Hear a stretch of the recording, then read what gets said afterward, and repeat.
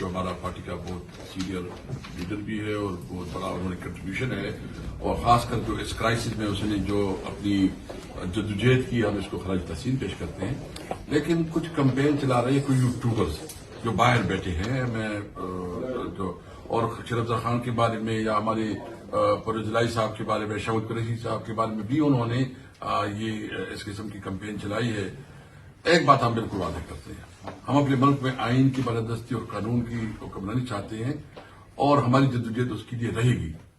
हमारे फौज हमारा इदारा है, हमने कभी भी फौज के खिलाफ बात नहीं की, और जो इमरान खान का नैरेटिव होता है हमेशा उसने जो है ना ये बात की है कि मुल्क भी मेरा है और फौज भी मेरी है। तो ये जो इस किस्म की कैंपेन चला रहे हैं और फिर जो है ना ये तासुर दे रहे हैं कि कोई ये क्यों कह रहे हैं, हमने अपने नैरेटिव के तहत हम समझते हैं कि जो हमारे मुल्क में जिस चीज की हम जद्दोजहद कर रहे हैं वो बिल्कुल वाज़ेह है। नंबर 1, हम आइन की बालादस्ती चाहते हैं, हम कानून की हुक्मरानी चाहते हैं, हम सिविलियन सुपरमेसी चाहते हैं, और हम चाहते हैं कि पार्लियामेंट जो है ना वो मजबूत हो और हमारी अदलिया आजाद हो। इसके लिए हम करते हैं, तो हम इस किस्म की कैंपेन की मजम्मत करते हैं।